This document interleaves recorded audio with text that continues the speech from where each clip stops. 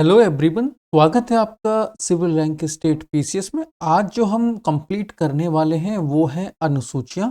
बहुत ही महत्वपूर्ण टॉपिक है यूपी पीसीएस इंडियन पॉलिटी का, जो आयोग का फेवरेट टॉपिक कहलाता है। आयोग जो संविधान की अनुसूचियां हैं वो और जो भाग दे रखा है, जैसे भाग 1, भाग 2, भाग 3 जो दे रखे हैं, ये बहुत महत्वपूर्ण है। तो आप अनुसूचियों को तैयार कर लीजिए। इसमें मैचिंग वाले भी क्वेश्चन बनते हैं, जैसे मैच करना। हाँ, इधर अनुसूचियां दे रखे होंगे 1 2 3 4, और इधर मैचिंग के क्वेश्चन उनके कार्य दे रखे होंगे। तो ये मैचिंग के भी क्वेश्चन बनते हैं और भाग से भी बनते हैं। तो ये आयोग का महत्वपूर्ण टॉपिक है। तो आपको ये अनुसूचियां अच्छी तरह से तैयार होनी चाहिए, आपको ये आना चाहिए। तो आज हम कंप्लीट करने वाले हैं भारतीय संविधान की अनुसूचियां। यदि आप हमारी किसी भी प्रकार की पीडीएफ डाउनलोड करना चाहते हैं तो ये टेलीग्राम चैनल का लिंक है। आप इस लिंक के थ्रू हमारे टेलीग्राम चैनल से जुड़ जाइए, या ये क्यूआर कोड है, इसको स्कैन कर लीजिए और हमसे जुड़ के वहां से फ्री में पीडीएफ डाउनलोड कर सकते हैं आप। यदि आपका कोई क्वेश्चन है तो कमेंट बॉक्स में लिख दीजिए। देखिए अभी हम देख रहे हैं हर साल, जैसे 2018 के बाद से अगर हम देखें, 2018 से और 2025 का जो पेपर देखें, इसका जो लेवल है ना, बहुत बदल गया है और बहुत टफ हो गया है। एक तो वैकेंसी जो है, शुरुआत में आयोग 220 230 दिखाता है, लेकिन लास्ट तक 600 प्लस पहुंच जाती है। लेकिन शुरुआत में 220 दिखाता है और हम देखते हैं 6 से 7 लाख फॉर्म भरे जाते हैं। तो जो कंपटीशन है वो बहुत टफ हो जाता है, और उस टफ कंपटीशन के लिए हमें फिर तैयारी भी टफ वाली करनी पड़ती है। हमें ऐसे नहीं कि मनोरंजन वाली जो वीडियो होती है ना, जैसे 1 मिनट 2 मिनट 3 मिनट में हम आपको ये ज्ञान दे देंगे, 4 मिनट में ये कर देंगे, वो वाली जो वीडियो है ना वो बहुत खतरनाक है सीरियस एस्पिरेंट्स के लिए। जो सीरियस प्रिपरेशन कर रहे हैं उनको तो ये इस तरह की जो कोर्स है वो पूरा देखना पड़ेगा, जिससे कि उनको डेवलप हो सके। अभी क्या है कि छोटी छोटी वीडियोज आ जाती हैं, शॉर्ट्स आ जाती हैं, बहुत सारी शॉर्ट्स हैं, और शॉर्ट्स को देख के सिलेबस कभी कंप्लीट नहीं होता। तो आपको यदि सिलेबस कंप्लीट करना है और आप सीरियस हैं तो आपको पूरी क्लास देखनी चाहिए। तो शुरू करते हैं सबसे पहले क्लास। उससे पहले आपसे एक छोटी सी रिक्वेस्ट है कि अगर आप नए हैं तो चैनल को सब्सक्राइब कर लीजिए। तो अनुसूचियों का अर्थ समझते हैं। पहले अनुसूचियों का अर्थ क्या है? अनुसूचियों का अर्थ भारतीय संविधान में दी गई तालिका या परसिस्ट मतलब शेड्यूल्स है, जो संविधान के विभिन्न पहलुओं जैसे भाषाओं, शक्तियों और अधिकारियों के वेतन भत्तों के बारे में अतिरिक्त और विस्तृत जानकारी प्रदान करती हैं। मूल संविधान में 8 अनुसूचियां थी। प्रीलिम्स का प्रश्न यहीं से बन जाता है पहला, तो मूल संविधान में कितनी अनुसूचियां थी? 8 थी। लेकिन अब संशोधन के जरिए कुल 12 अनुसूचियां हैं। तो अभी वर्तमान में कितनी है? 12 अनुसूचियां, जो संविधान की ओर अधिक व्यवहारिक बनाती हैं। ठीक है, तो यहां से आपको 2 चीजें क्लियर हो गई। अब 8 जो 12वीं अनुसूची पहले 8 थी, फिर 11वीं 12वीं कौन सी जुड़ी आपको पता होना चाहिए। 11वीं और 12वीं जो अनुसूची है वो क्या थी, तो इसकी जो डिटेल है अब हम आगे पढ़ेंगे। भारतीय संविधान की सभी 12 अनुसूचियों को आपको एक पंक्ति में याद रखना है। बहुत सरल तरीके से याद रखना है। जैसे अनुसूची 1 में क्या है? सबसे पहले 1, भारत के राज्य और केंद्र शासित प्रदेशों के नाम व सीमाएं।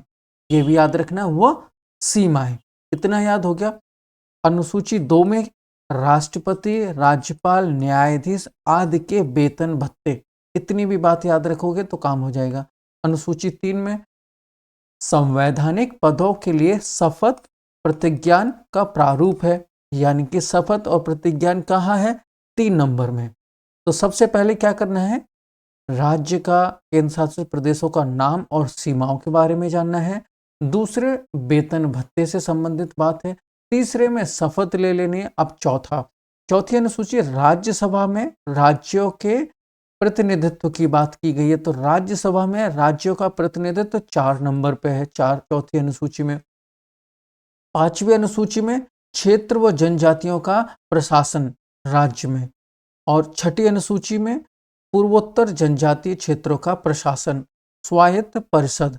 तो ये शब्द पूछा गया था प्रीलिम्स में कि स्वायत्त परिषद की जानकारी किस अनुसूची में है, वहां कंफ्यूजन हो गया था। तो ये आप याद रखिए, ये अनुसूची 6 की बात है। अनुसूची 7 में संघ, राज्य व समर्पित सूचियां, ये विधायी शक्तियां, ये किसमें? 7वीं अनुसूची में। ये सिंगल लाइन में वो कीवर्ड्स हैं जो आयोग ने पूछे हैं, तो इसलिए मैंने ये कीवर्ड्स पहले शामिल कर लिए हैं।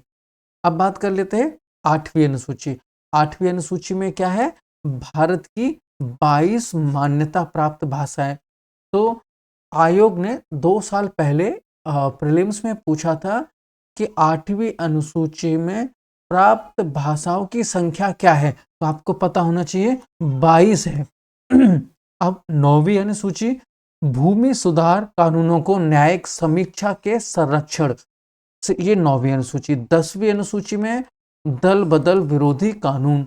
11वीं अनुसूची में पंचायतों के 29 विषय।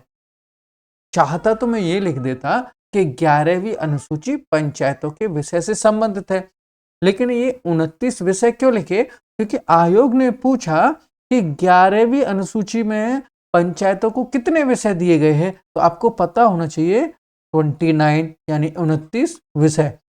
उसी प्रकार से पूछा 12वीं अनुसूची में नगर पालिकाओं के 18 विषय हैं। अगर आप इसको 2 मिनट में रिवाइज कर सकते तो इसको रिवाइज कर लीजिए। सेम टू सेम वही लाइनें हैं जो आयोग ने पूछी हैं, आपके लिए बहुत महत्वपूर्ण है। इसके बाद हम जो कंप्लीट करेंगे वो प्रीलिम्स से रिलेटेड कुछ प्रश्न कंप्लीट करेंगे। अगर आप यदि चाहते हैं कि हम डिटेल में इनको बताएं तो आप यहाँ से कंप्लीट कर सकते हैं। जैसे पहली अनुसूची राज्य और केंद्र शासित प्रदेशों के नाम और उनसे क्षेत्र का वर्णन करती है, ये डिटेल में है। दूसरी अनुसूची राष्ट्रपति, राज्यपाल, लोकसभा, विधानसभा अध्यक्ष, सुप्रीम कोर्ट, हाई कोर्ट के जजों और सीएजी के वेतन भत्तों और विशेषाधिकार से संबंधित है। तो प्रश्न क्या बना था?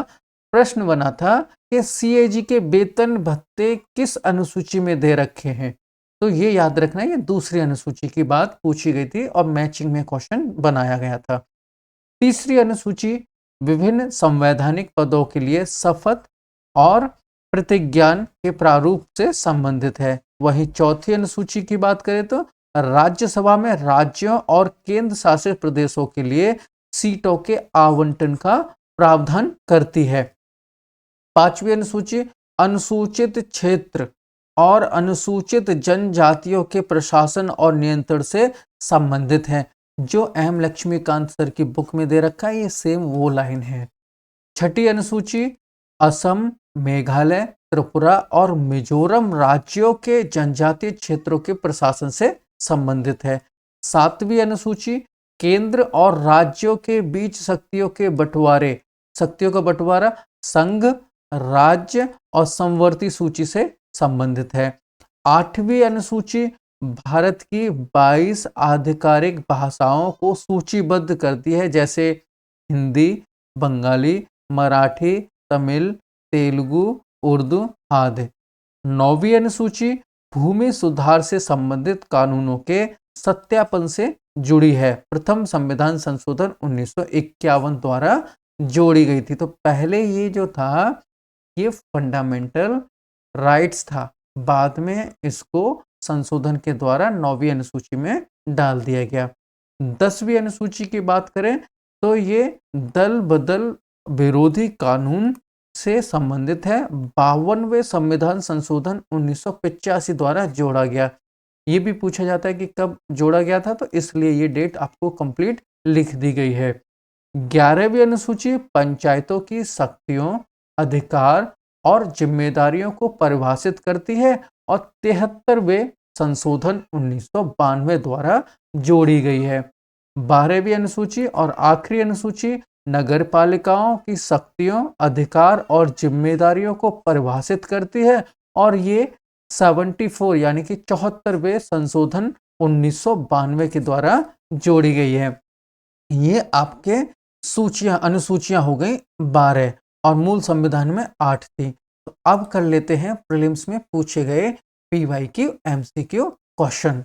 भारतीय संविधान की प्रथम अनुसूची संबंधित है तो राज्य और केंद्र शासित प्रदेशों के क्षेत्र और सीमाओं से नाम और सीमाओं से संबंधित है। सीमा दोनों से संबंधित, तो इसका आंसर बी हो जाएगा। अब क्वेश्चन नंबर 2 देख लेते हैं। राष्ट्रपति और राज्यपाल के वेतन भत्ते किस अनुसूची से वर्णित हैं? तो दूसरी में थे। पहली में क्या था? पहली अनुसूची में राज्य का नाम और सीमा, राज्य का नाम और सीमा के बारे में बात थी। दूसरे में क्या है? दूसरे में वेतन और भत्ते हैं, वेतन और भत्ते की बात हो रही है। तो ये दूसरा इसका सही आंसर हो जाएगा बी, दूसरी अनुसूची।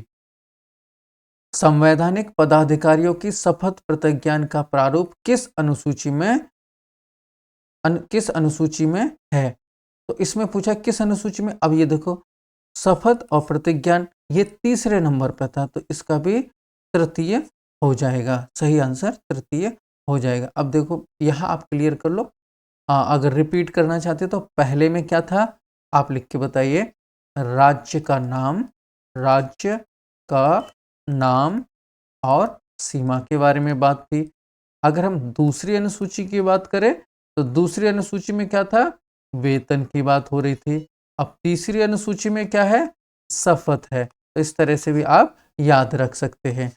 अब बात कर लेते हैं इसका क्वेश्चन नंबर 4।